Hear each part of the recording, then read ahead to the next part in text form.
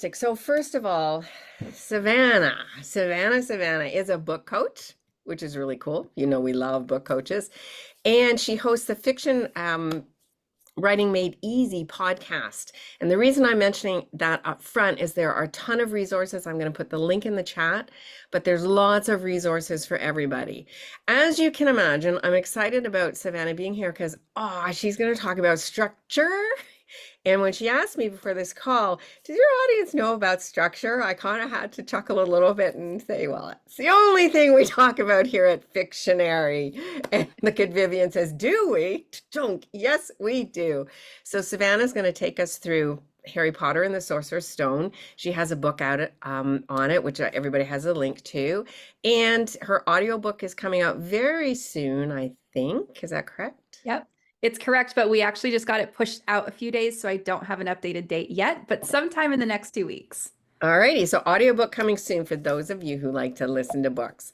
So, who am I? I am the CEO and founder of Fictionary. For those of you who haven't met, we had a lot of new people come into the community yesterday, and so I'm super excited, and I hope those people are all here for this lovely event. I'm best-selling co-author of Write Novels That Sell, so these are all books about story structure. I also have fiction books out, but my passion right now is story structure. I'm an award-winning fiction author, I'm a structural editor, and Linda Wave, I'm writing Secrets to Writing a Romance with Linda right now. We're co-authoring, and Lisa Taylor and I are co-authoring Secrets to Writing a Mystery, coming out later this year. Excuse my pause for a second while I just keep admitting. And if you love story structure, which pretty sure you do because you're here, Linda is going to be teaching the story structure of Fourth Wing, and she's going to be looking at not just the external and supernatural story arcs, but she is going to reveal the romance story arc. And let's face it, all of us who read that love the romance. Then we've got Forge Your Fantasy coming up in Fictionary Live starting on April 7th. And that's our 6-week course on structuring your fantasy novel. So just focused on fantasy. Alrighty, so that is all I'm going to say for now. I am going to stop sharing. And I'm going to hand it over to Savannah. I'm going to just keep admitting people, Savannah, while you take over and talk. I'll go on mute so you don't hear me do all that. And over to you. Excellent. I have all the controls. So exciting. Hello, everybody. I see some familiar faces, which I was not expecting, but I love and I'm so excited about. You know who you are. Hello. Let me share my screen here, and I'm so glad that you guys are fans of story structure because we are going on a deep dive today.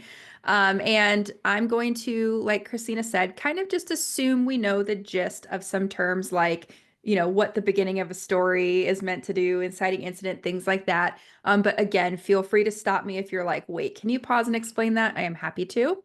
Also, I have read Christina's book on Secrets to Write a Fantasy, and I think it's going to be so fun for you guys to see a similar yet different way of looking at fantasy structure.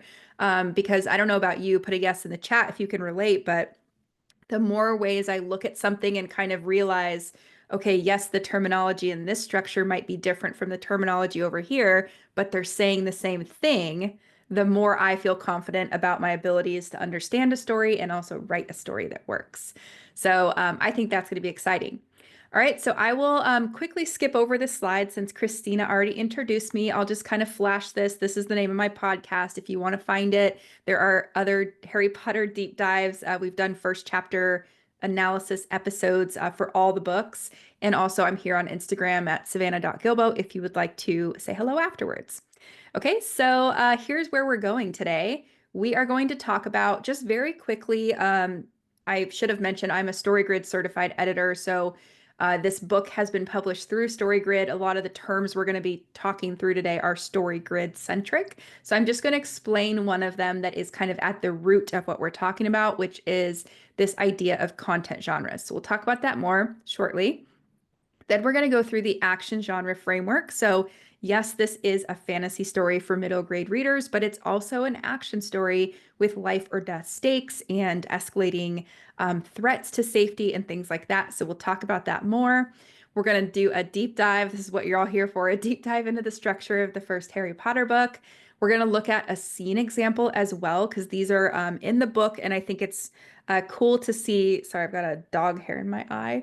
It's cool to see how the structure can kind of map on the big story and also the micro story. So we're going to look at that, and then we will hopefully have time for Q&A. I do not have a hard stop at the hour, so if we do have to go a little longer and Christina lets me, we can do some Q&A.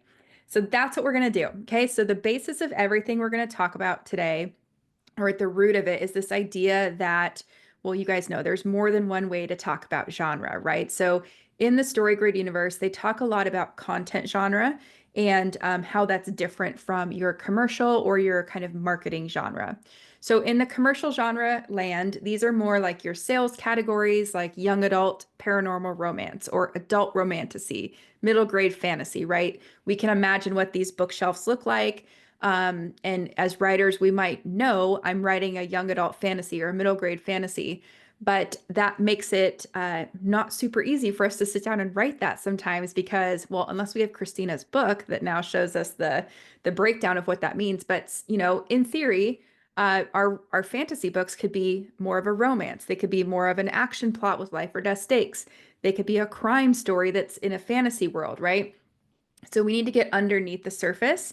And like if we just think about what fantasy authors are up against, we have all these different types of fantasy, right? So if we were just to pick portal fantasy, yes, we know we're going to a different, two different settings, we're going through a portal, whatever. But then again, like, are we solving a crime there? Are we falling in love? Are we battling an evil dark lord? Like, what's going to happen, right? So although, as most of us probably know the realm of the commercial genre we're working in, but what we need to identify is this content genre that's underneath. So this describes like what type of story you're writing within that commercial genre bucket. So in this case of Harry Potter, like what type of middle grade fantasy is it, right? And this is the cool part. So StoryGrid teaches. This is Sean Coyne's book. I have them up in case you want to dive into this more, but this is StoryGrid and this is Story by Robert McKee. They're two different books, but they both talk about genre as kind of this framework we can use to build our own stories and analyze stories. Okay, so content genres, these are what I call the writer's genres, and they tell us how to construct whatever kind of story we're building within that fantasy world or within that sci-fi world, historical world, whatever. So they give us a lot of insight into how our plot should be shaped, what our characters want and need, what's at stake for them, so what they stand to lose or gain, what type of emotional experience readers are expecting to feel, and the theme of your story or kind of what topic you're exploring through your book. So really quickly, we'll just go through this. And I know you guys have access to a replay. I'm just going to go quick in the beginning so we can get to the Harry Potter stuff. But these are the content genres that they teach. And again, you can dive into either one of these books to learn more. But here's the slide I really want to show you. So these are all technically fantasy, right? Or, speculative stories, right? But they're each a different experience. If you look at something like Harry Potter versus something like Outlander, I know they're different age ranges, but just think about content. Harry Potter versus Outlander versus Jonathan Strange and Mr. Norrell versus, Rivers of London. They're different stories, but they're all still fantasies, right? Or speculative stories. So the first thing we want to do when you're analyzing any story, and the first thing I had to do when analyzing Harry Potter is decide like where does this book fit in terms of content genre? And so a spoiler, it's here, right? It's an action story, which means there are going to be life and death stakes. We'll talk about this more in a second. And internally, he's going through a worldview growth arc. So he's maturing, learning more about his place in the world, coming to terms with his past, things like that. We're going to talk about this in a lot more detail. Okay, so this is kind of the ground layer of like StoryGrid's first thing they're going to want you to do if you use their framework is what is your content genre? Because then you're going to see there's so much that opens up based on that one decision. So when I was analyzing this, the first thing I did was choose which action genre or which genre best suits this. It's action. So now what's really cool is we have a starting point for a framework. And in this StoryGrid book, they kind of have they have a breakout series of the different genres. And so in the action story little mini book here, they talk through this framework. And so as writers, if we say, okay, we're writing an action story, here's what we know based on the framework. These stories are all about survival. They center around a protagonist who's going to face escalating danger and life or death stakes, and who is probably going to need to sacrifice in order to survive. So it starts taking this kind of amorphous thing, and we're just shrinking down the playing field that we have to work on, right? And then if this is true, that means the underlying question in every action story is going to be something like, how does a person overcome these powerful external forces that are intent on killing maybe me, killing you, killing other innocents, taking away our agency, our safety, right? So how is that person going to do this? And then also, what's it going to take in order for that person to do this, to survive and thrive? We want to know they're going to be okay afterwards, right? So the framework starts to give us these like mini frameworks to work within, right? So we know we're writing action, we know this is part of the framework, and then it gets even more detailed. So it says within that, there's a few things we know for sure, right? If these are stories about survival, then what the protagonist is going to be focused on, or what what their want is, what their need is, has to do with survival. And we'll look at how this shows up in Harry Potter in a second. We also know that the core value at stake, or what they stand to lose or gain, is versions of, life and death. It could be safety, it could be injury, right? At any point, they're kind of skating along this spectrum, and they're either moving closer to death or closer to life. And that's what we're watching or reading as we go page by page. The core emotion that readers want to feel is excitement as this happens, right? As they skate closer to death, we're going to feel nervous, we're going to feel excited, we're going to wait to see what happens and keep turning the pages. All right. And then the core event that we're leading up to is the hero at the mercy of the villain. So imagine that climactic moment where the protagonist and antagonist are facing off, right? That's when the core value is the most at stake. So they're face to face. Usually one can live and one can die. We're feeling the most excitement, and we're at that climactic state.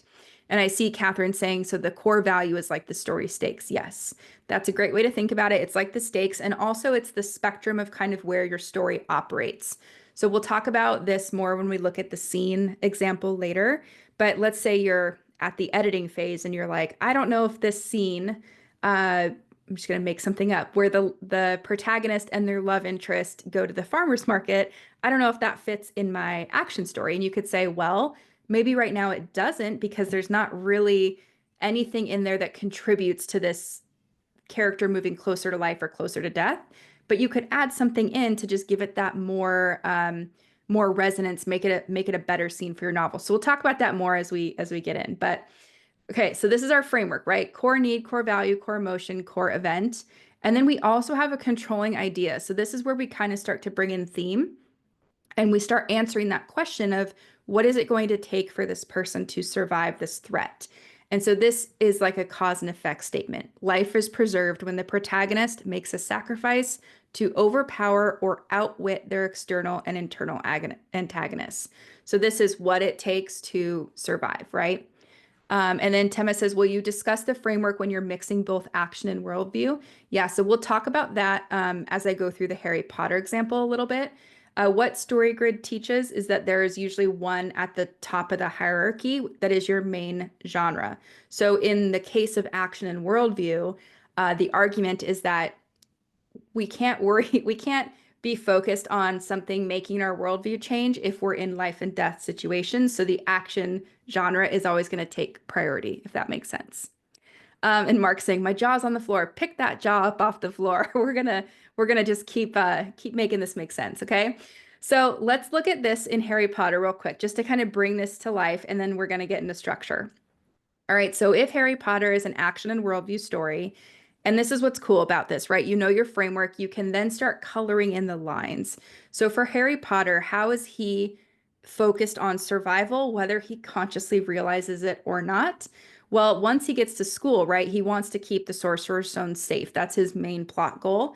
And then to do this, he's going to need to keep Snape and Quirrell from finding and acquiring the stone. If he fails, that's going to mean he's in danger, the wizarding world's in danger, which hints back or goes back to those stakes, right? Life and death, danger stakes. Now, what he needs to do this is he needs to learn to rely on his friends, own his past, and accept his identity as the boy who lived. So this is where that worldview piece of it comes in. This is what he needs to learn in order to essentially survive the events of the plot. Now, we're going to look when we break down the beginning of the story, we'll look at what he wants and how that relates to survival when he's not at Hogwarts and he doesn't know what the Sorcerer's Stone is. So just hang in there with me in a second. Okay, so beyond, can you see how this kind of colors in or makes those generic that action framework more specific to a story? I think this is why it's cool because it's going to look different for all of our stories. So theme wise, right? What is Harry's arc of change? How is this, how is him learning his need, learning his lesson, and also succeeding expressed in a theme statement? Well, survival is possible when you embrace yourself, accept the present, and rely on your friends, right? So and this is why I like thinking of it as cause and effect. He couldn't survive, probably, we don't know for sure, but he couldn't survive if he didn't embrace himself, his past, his reputation. If he didn't accept the present and rely on his friends, he would have a really hard time defeating Voldemort, right? So it's kind of saying you get your need met, you accomplish your goal, and that is how the theme is expressed. Put a yes in the chat if you're with me so far. I know I'm throwing a lot of information at you, but we're setting the groundwork for digging into the structure. Okay, I see yeses and Ys. That's great. All right, so now let's go a little bit further, right? So generally speaking, what is the external conflict in the book? Well, Voldemort, he wants the Sorcerer's Stone so he can come back to full life and power, right? We know this. There are also secondary antagonists that make Harry's life harder, specifically Malfoy and Snape. Also, there are subplots like Hagrid hatching an illegal dragon and the kids having to serve detention in the Forbidden Forest as a result of helping him. There's Quidditch, which is like, flying up thousands of feet in the air with, it's dangerous, right? We'll just say it's dangerous. So what's really cool to think about when crafting your own stories is think about like how all of these relate back to that kind of core value at stake or the part about survival, right?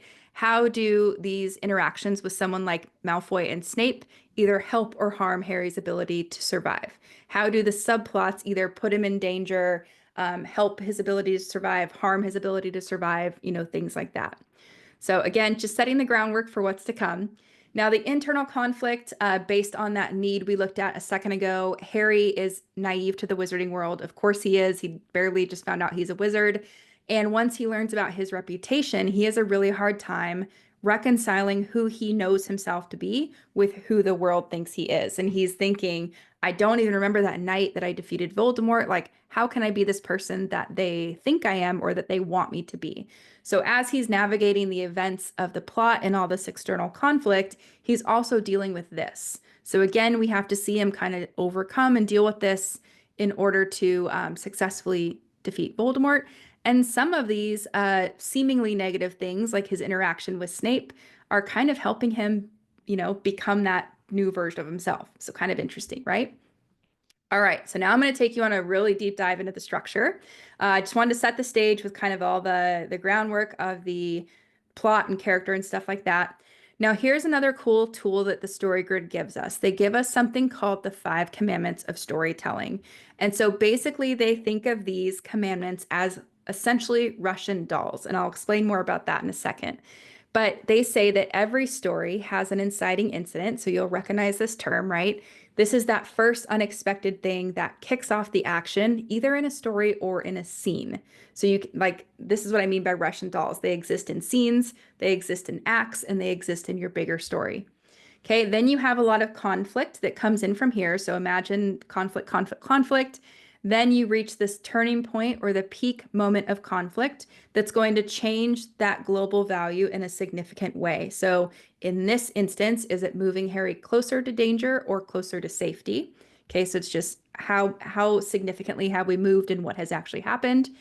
After that happens, we'll have a crisis, which is a big dilemma or question. Usually it's will they do X or will they do Y? And both of these options carry the same weight. So the random example I always use is, let's say you're a theme park enthusiast and you can only go to one theme park that day on Halloween where they have their big Halloween celebration, and you have to decide between the two theme parks. Which one are you going to go to? Either way, you get to go to one, which is really awesome, but either way, you also miss out on the other one, right? So the decisions carry equal weight. All right. And then after that, whatever they decide or whatever they take action on that shows their decision is the climax. And then we have a resolution. So, what's the outcome of that decision? What are the consequences? How are we feeling? Right. So, I mean, this makes sense. This is kind of like what a plot is, right? From start to finish, we have conflict, we have some big dilemma or choice towards the end, and then that big climax and the resolution. Now, let's look at the big picture sweep of Harry Potter, and then we'll keep breaking this down into smaller and smaller chunks. With me so far, put a yes in the chat. I'm going to grab a sip of coffee.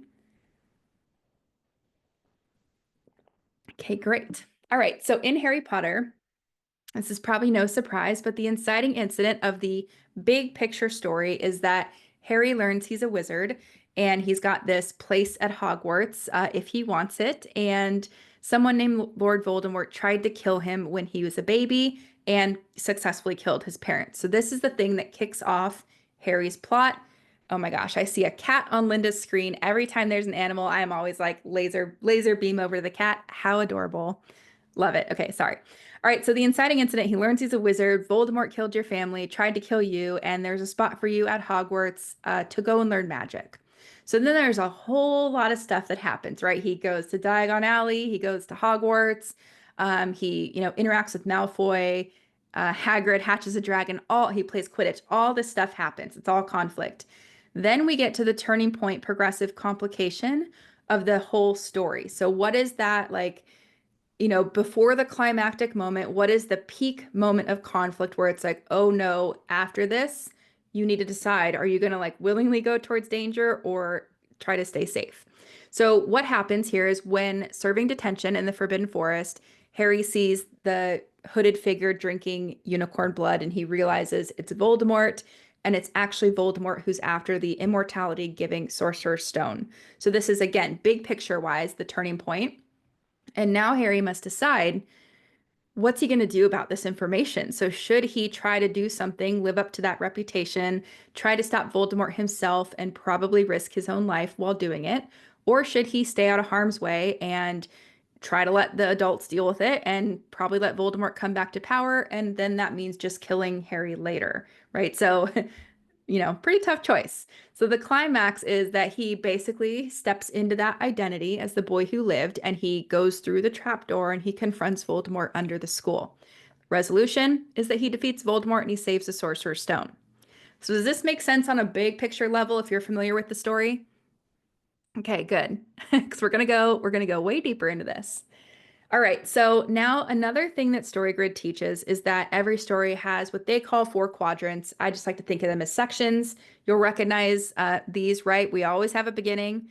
These two represent the middle. They call it a build up, the middle build up, because we're building up the conflict and also the characters' skills and toolboxes and things like that. Then we have the second half of the middle, which is the breakdown where things start breaking down and we get to that all is lost moment. And then they call the ending payoff, which is when we, see that climactic moment we've been waiting for and we get that catharsis at the end. Okay, so really just a slightly different way of breaking up things, but every story has a beginning, middle, and end, right? So this is where it's going to get really fun.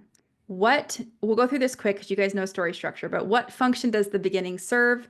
Well, the point of this section is to get your character, introduce them to the reader, show the reader their world, introduce the central conflict, and do all of that in such a way that readers are hooked and pulled into your story. Okay. And yeah, I see Chelsea saying so much of the body of the book is in between the inciting incident and the turning point. You are right. And we're going to look at all that. So stand by. All right. So this is the purpose of the beginning. This section also includes that global inciting incident, right? So for Harry, when he found out he's a wizard and he gets to go to Hogwarts and that Voldemort tried to kill his parents.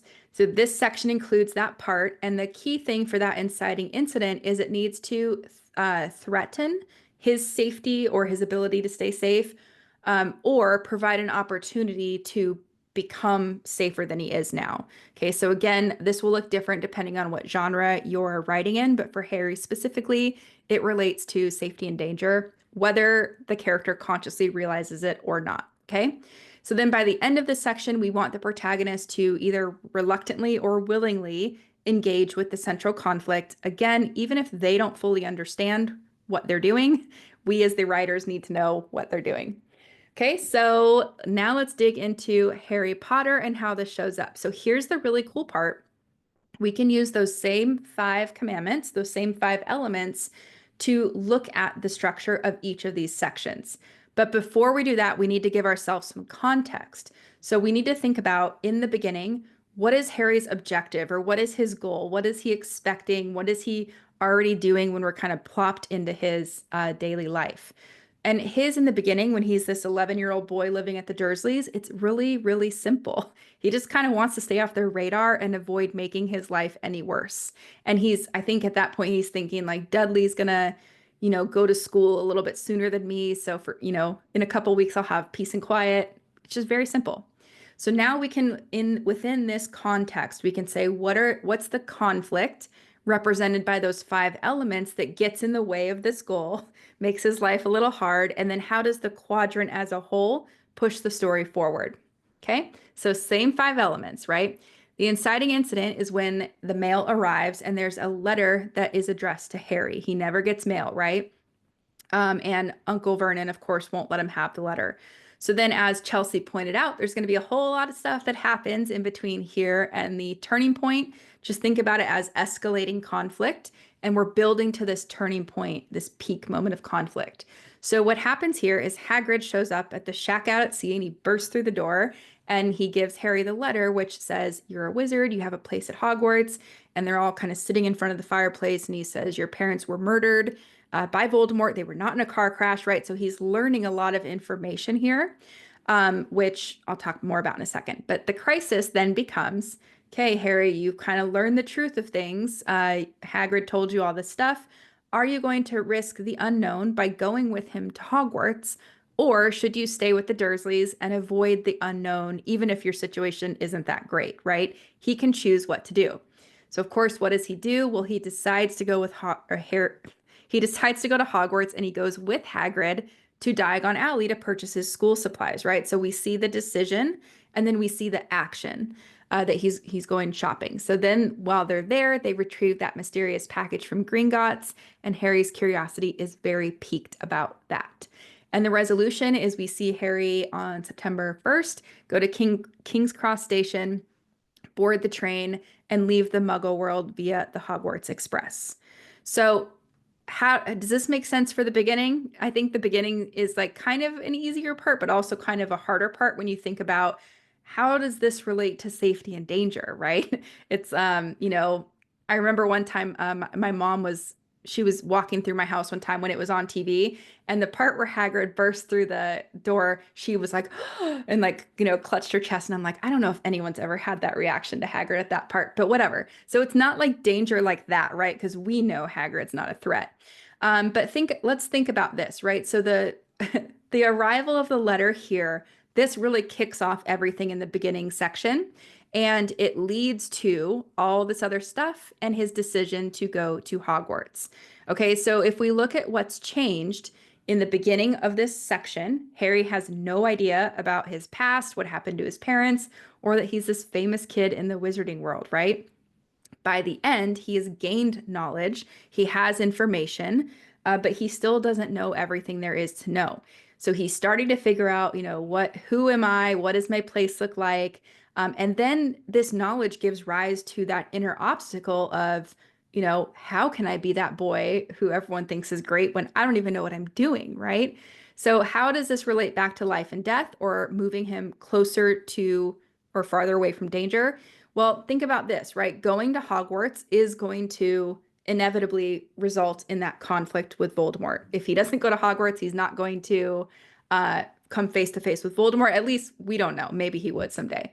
But the change here feels positive, right? So even though he's going closer to danger, I would say this is a positive shift because if he doesn't go to Hogwarts, he's not going to learn magic, make friends, find somewhere to belong, develop the skills and confidence that he needs to ultimately defeat Voldemort.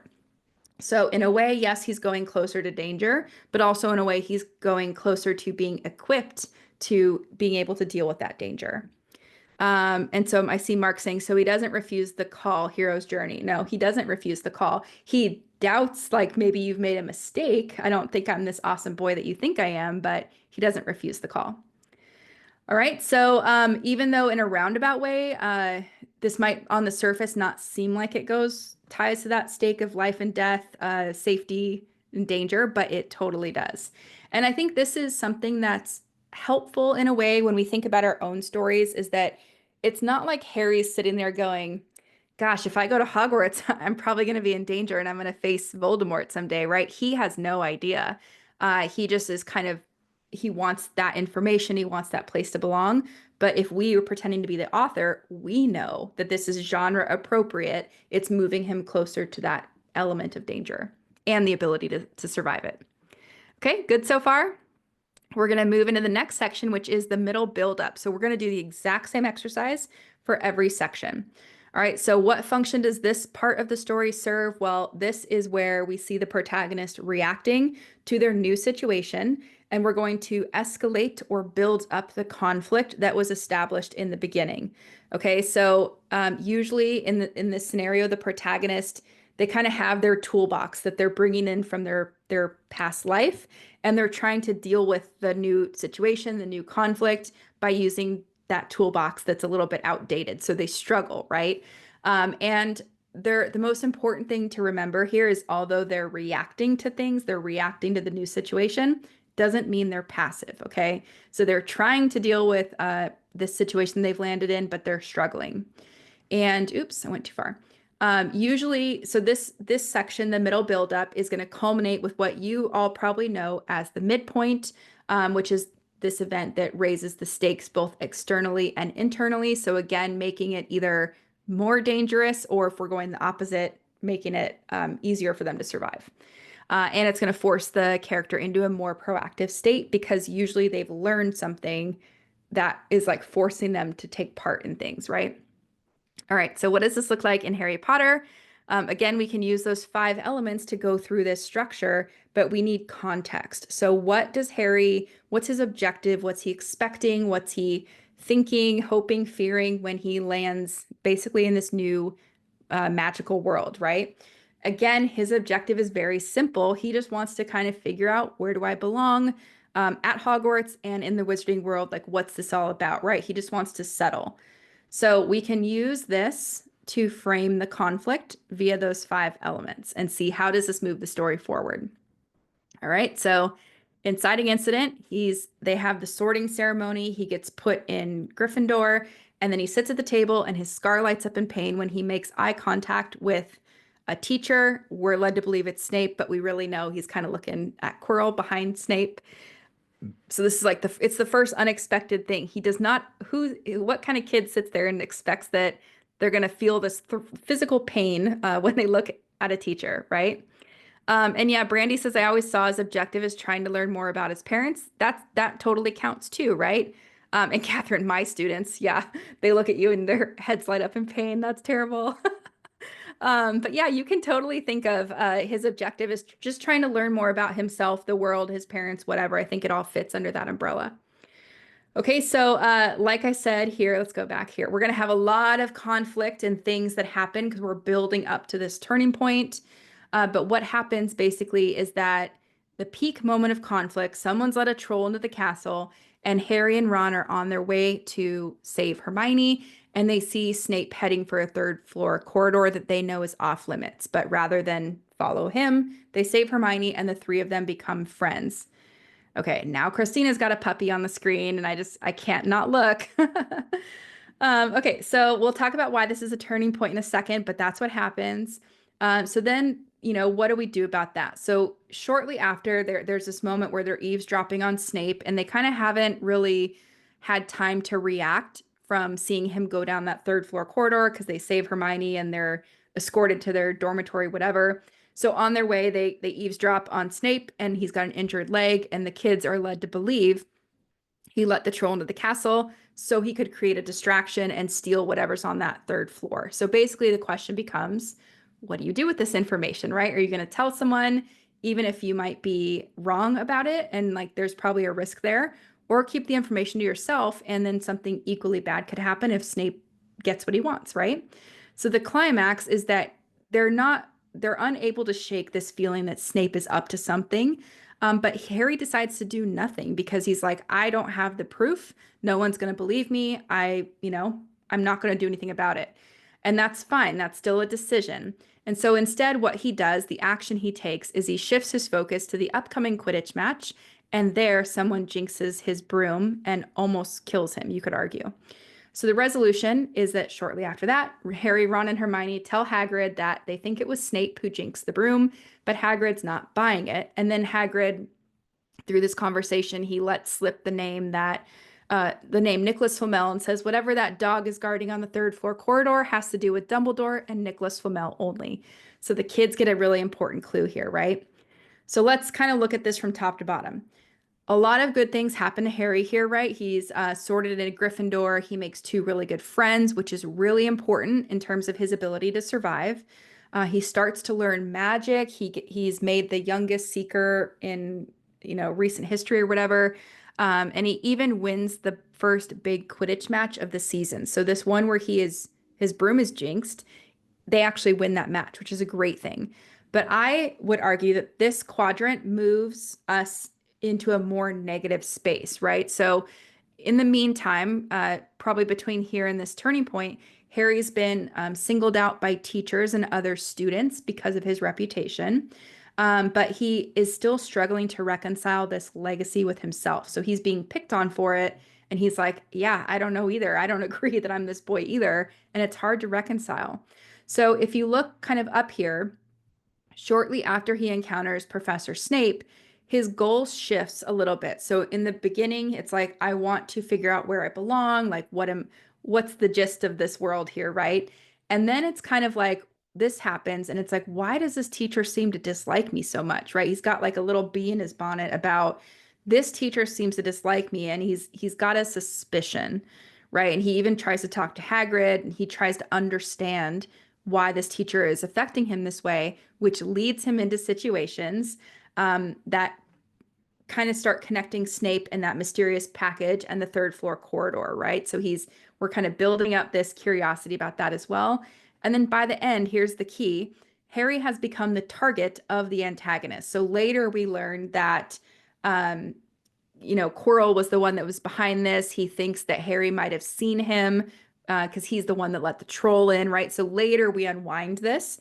Readers, if you're on a first read, don't know this. Harry doesn't know this. But we do see on the surface somebody attacked his broom, right? Which could have resulted in his death if Hermione didn't intervene. So he has become the target of the antagonist here. The stakes are raised. He has information about Nicholas Flamel and who he thinks is after it, even though he's wrong. And it's not going to be possible for Harry just to kind of be like, oh, well, right? Because someone targeted him specifically. So he can't go back to how things were before this Quidditch match.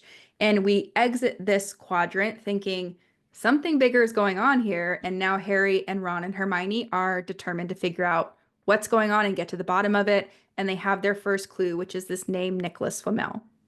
Okay, so how do we feel so far? Put a yes if you're following me. I'm gonna grab another sip of my coffee. Okay, great. I know this is like a lot of dense information, and I struggled. I was like, gosh, there's so many things I want to put in here. But that's kind of what the book is for. So if you want to dig into it more, grab the book, but hopefully this is a good overview of the structure.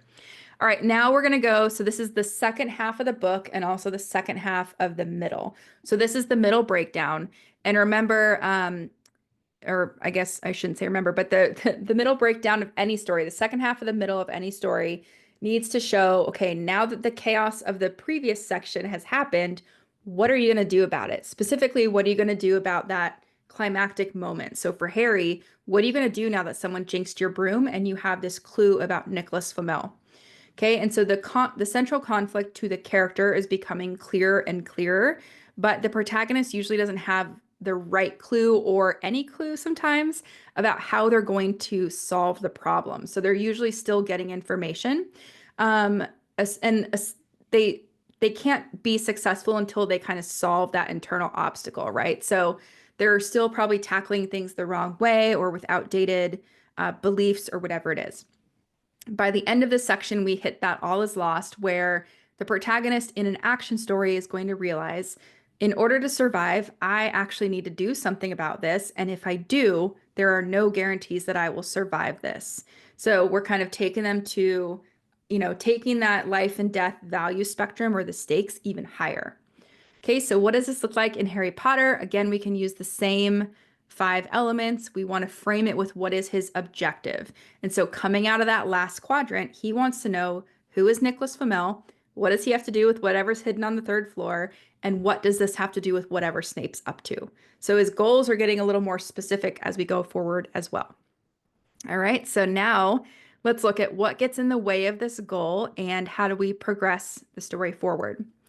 So inciting incident, Harry, Ron, and Hermione, they get an answer. So they discover that Nicholas Flamel created the Sorcerer's Stone and that this must be what Snape wants. So a good inciting incident, right? It's good, but it's also like, oh my gosh, Snape must want immortality. That's scary, right? So good, it's what I call a yay boo. There's good parts and bad parts. So then all this conflict happens, and the turning point here is that Harry, Ron, and Hermione end up helping Hagrid relocate his baby dragon, but they get detention, lose 50 points each for Gryffindor, and this takes the wind out of their sails when it comes to finding out more about the Sorcerer's Stone and about Snape. So they're very defeated. And then they have to figure out, okay, well, now what, right? Because specifically in this scene, the crisis scene, they overhear somebody threatening Quirrell, and they assume that what happened is Quirrell told Snape how to get past the 3-headed dog who's guarding the stone. So the question becomes, should Harry go to Dumbledore and risk getting into even more trouble, because he's in a lot of trouble right now, or should he stay out of it and risk Snape getting his hands on the Sorcerer's Stone? So again, these crisis moments are also becoming more specific and more like sharp feeling, right? The climax is he's determined to stay out of it, so that's his decision. But then the action is that while serving detention, he sees a hooded figure, which we know is Voldemort, drinking unicorn blood. And then he talks to Firenze, he talks to his friends, and they all come to the conclusion that Snape must want to steal the stone for Voldemort. So the stakes have been raised in quite a big way, right? If we go up to, just remember at the end of the last quadrant, this is when Hagrid said the word Nicholas Flamel, right? And Harry, Ron, and Hermione are like, okay, we have our first big clue. He's no longer just really reacting to what's happening. He's taking that clue and he's going, I'm going to actively pursue the truth about this. I want to know what's in the package. I want to know what Snape's doing with it. So he's moved from being more reactive to more proactive here. And then, like I said earlier, after he gets detention, he's essentially like the most unpopular kid at school because everyone's upset that they've lost so many points. And they give up on this quest for the time being of finding out more about the Sorcerer's Stone and Nicholas Flamel and whatever. So, until they get this big clue again, right? That Voldemort's here. This is a big deal. Now it appears that Snape has everything he's going to need to get the stone for Voldemort, and there's no more time to waste. So at this point, it's like, if you don't do something, Voldemort's coming back and you're going to be in danger no matter what, right? So the stakes have been raised again. All right, so this is the middle breakdown. So we're kind of and this is an interesting way. I talk about this a lot in the book, but if we think about what the reader's experiencing versus what the character's experiencing versus what the author probably knew, sometimes those perspectives don't line up, right? Because if we go back to the previous quadrant where from the reader's perspective, Harry's just won the Quidditch match, he's learning magic, this is so exciting. But then from the author's perspective, she's like, yeah, but someone just attacked his broom and he's going to have a hard time in the next quadrant, right? So it's kind of fun to think about the different perspectives and just how things might appear at different times. All right, so let's go into the ending payoff. This section, we're going to wrap everything up, right? But we really want the antagonist and the protagonist to come face to face. And in this case, only one's going to survive this encounter. So the protagonist, to do this, they need to usually join forces with other people, not always, but usually. They must be willing to sacrifice. So this could be sacrificing their safety, their agency, maybe even their life to increase that of other people. And also by the end of this section, readers should get answers to the questions raised in the beginning, and they should feel that emotional payoff. So this is like the peak of that excitement and then that catharsis after the climax. All right, so what does this look like? Oops, in Harry Potter. Again, we need to know like what is his objective? What are we thinking, feeling, trying to do in this section in order to frame the conflict? And it's very straightforward here, right? He wants to prevent Snape from getting the Sorcerer's Stone from Voldemort. So what is the conflict that gets in the way of this, and how do we move this section of the story forward? Well, the inciting incident is that they hear from Hagrid that he probably let slip during one of his drunken encounters at the bar how to get past Fluffy. So they go try to tell Dumbledore, hey, someone knows how to get past a three-headed dog. But surprise, surprise, he has left the castle. So this is where Harry assumes Snape is going to go after the stone tonight. Then there's conflict that happens in between. And then the turning point, or where things go from like, this was dangerous, yes, but now it's like we're in real danger, is that after navigating all the obstacles underneath the school, so like the wizard's chest, the flying keys, the potions and everything, there's they've lost Ron, right? So they've lost Ron before this, but Harry and Ron, or Harry and Hermione, realize there's only enough potion for one to go through to that final chamber. So we're kind of picking off the friends, making it more dangerous for Harry. And at this point, he needs to decide, are you going to keep going with no backup, or are you going to turn back and allow Voldemort to come back to full power? So, no big deal for Harry, right? In the climax, he continues on alone and he comes face to face with Quirrell/Voldemort, and they try to use him to get the Sorcerer's Stone from the mirror, but they fail. And the result of this is that Harry survives and he has prevented Voldemort from succeeding. So if we look at this section, right, Dumbledore's been called away. We're kind of stripping his Harry's help or his allies one by one, and he has to take action. Like, what are you going to do about this, right? So they demonstrate together, Harry, Ron, and Hermione, a lot of courage, a lot of out-of-the-box thinking. They have to sneak past the three-headed dog, Fluffy. They have to fight their way out of Devil's Snare. They have to catch a flying key, win a life-sized and life-threatening game of wizard's chess, and choose the correct potion, right? But the author chose to let Harry go through that final chamber alone, which makes those stakes feel even more significant. Okay, so in the climactic moment, it's not Harry and friends versus Voldemort, it's Harry versus Voldemort, right? And Voldemort, what's really cool about this climax is that Voldemort says, hey, I can give you what you always wanted. Do you want to be back with your parents? Do you want more information? All the things he's wanted in exchange for joining him. And Harry says no. So if he hadn't learned to come to terms with who he is, what happened to his parents and his legacy and all that, he might have made a different decision. And what's even cooler is, remember in the Mirror of Erised, it tells you what your heart's deepest desire is. If he hadn't learned that lesson, he would have still seen his parents in the mirror and not the stone. So it's like proof that he's actually come through this, and he had to sacrifice that outdated worldview. He's prepared to sacrifice his safety and his life for the greater good, right? So although this quadrant, Harry starts here kind of in danger. He's just encountered Voldemort in the forest. And then we take him to the peak moment of conflict in the climax. It ends, the quadrant and the story ends on the positive side. So he's successfully prevented Voldemort from succeeding and saved himself and his friends from death and restored their collective agency, although just for the time being, because we know Voldemort comes back. Oh, and I've frozen. Hold on one sec. This happens. Be right back.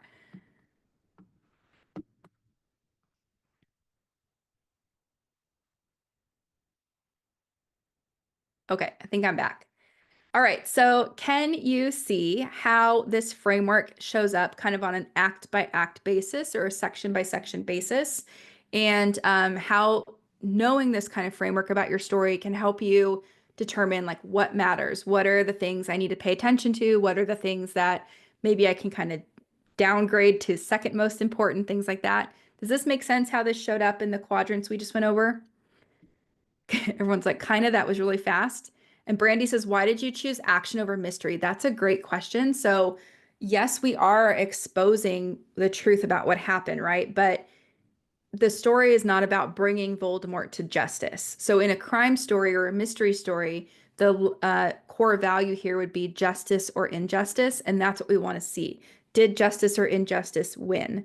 And in this situation, it's not, it's more than that, right? It's like Harry's life is at stake. So that's more of the action genre framework than the crime genre framework, if that makes sense.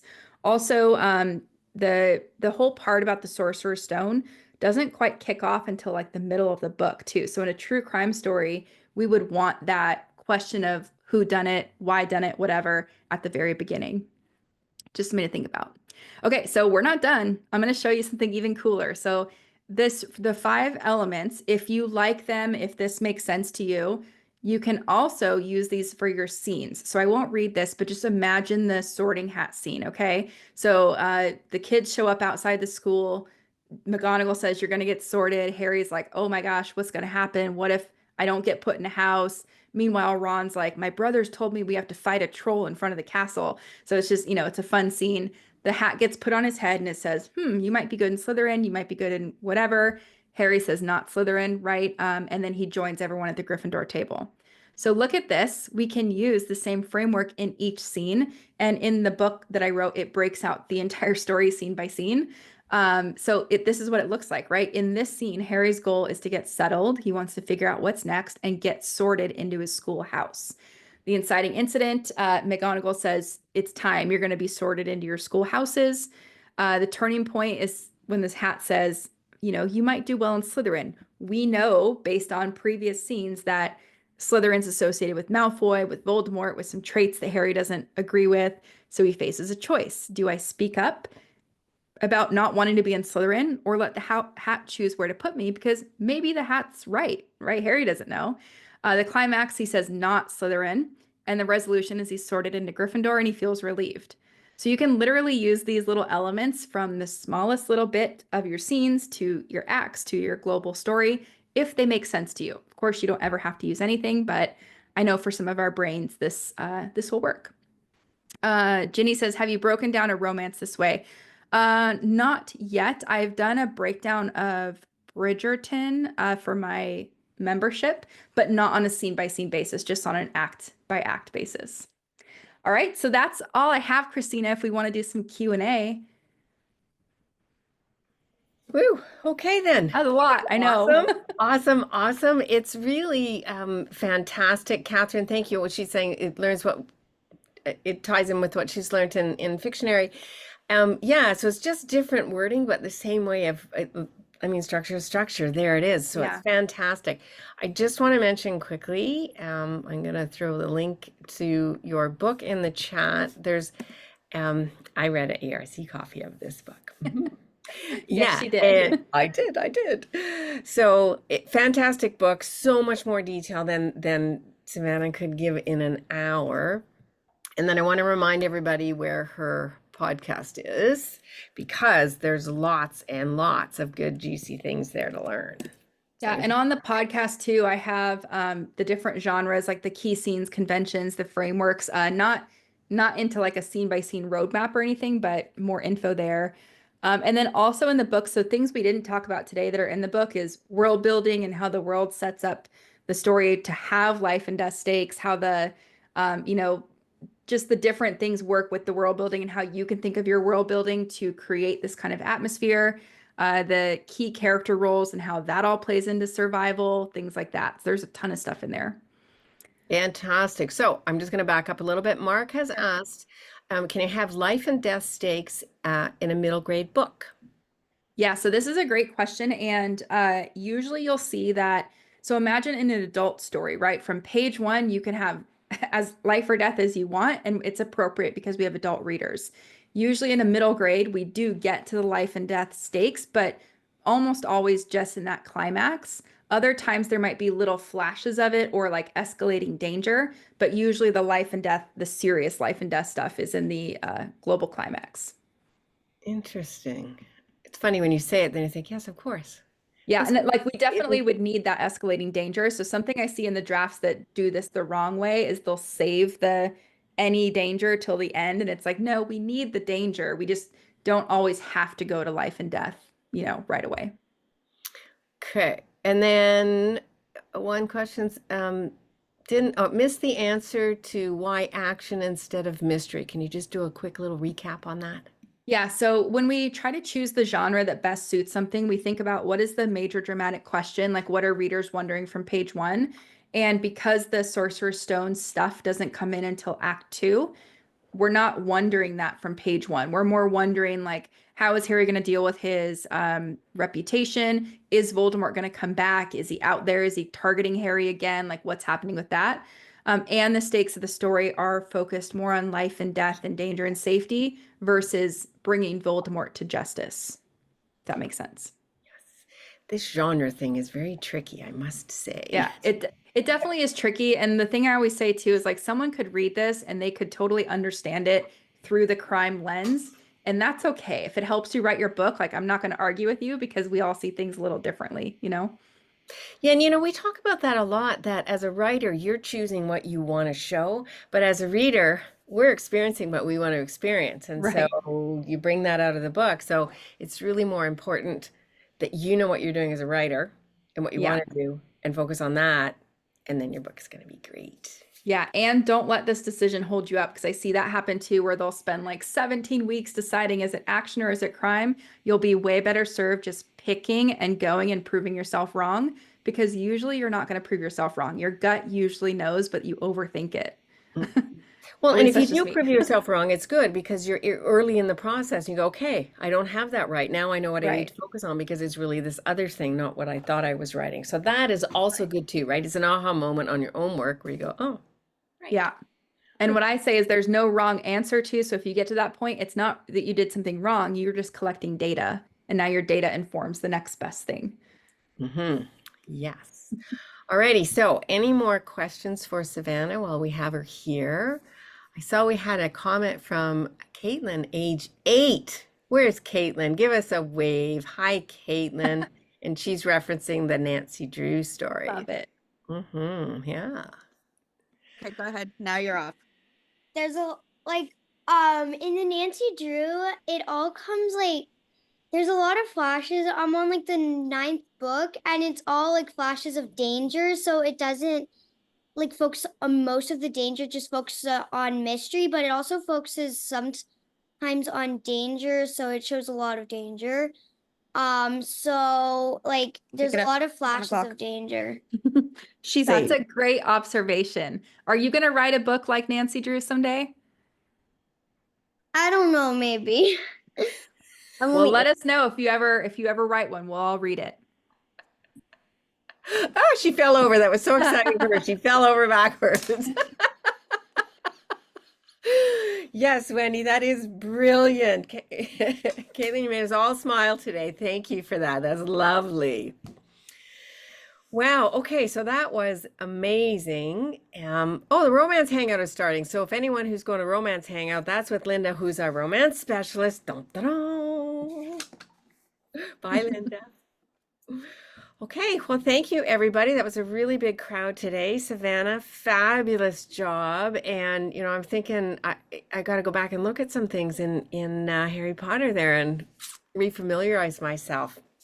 Yeah, if anyone ever wants to nerd out, I am always game for nerding out about Harry Potter. And I should mention too, if anyone does grab the book, there are bonuses if you put your order number in on my website. So just go to savannahgilbo.com. Let me see if I can type this as I talk. savannahgilbo.com/masterwork. There you go. And put your order number in, and you'll get access to really cool bonuses like the Quidditch scene where Harry's broom gets jinxed. We did a breakdown of that, and then also a deep dive into the climax, the between Harry and Voldemort. Fantastic. Those are great ideas for bonuses. Nice. It's what I Very would nice. want, so. Oh, you just sold the book. Ta-da! Oh, her podcast here, let me just put that in. It is right here. You can click that link and it'll take you right to the page. Yeah, it's called Fiction Writing Made Easy. Yeah, nice. Okay, so thank you, Savannah. I will get a replay out to everybody who RSVP to this so you can watch it at your leisure and take notes instead of Savannah pace. Yeah, I know. Sorry, I do talk fast. Or just get the book. This is all in the book too, and there's more in there. So, yeah, if Mark says at 1/4 the speed, I know. I'm working on how fast I talk, but I like to jam pack info. I love that too. I love the jam-packed thing. It's way better than too little. It Yeah. was fantastic. You've made a lot of people smile today, opened some eyes Good. on some new things, lots of aha moments. So fantastic. Well, thank you all for having me and for coming. All right, thanks everybody. Bye. Bye.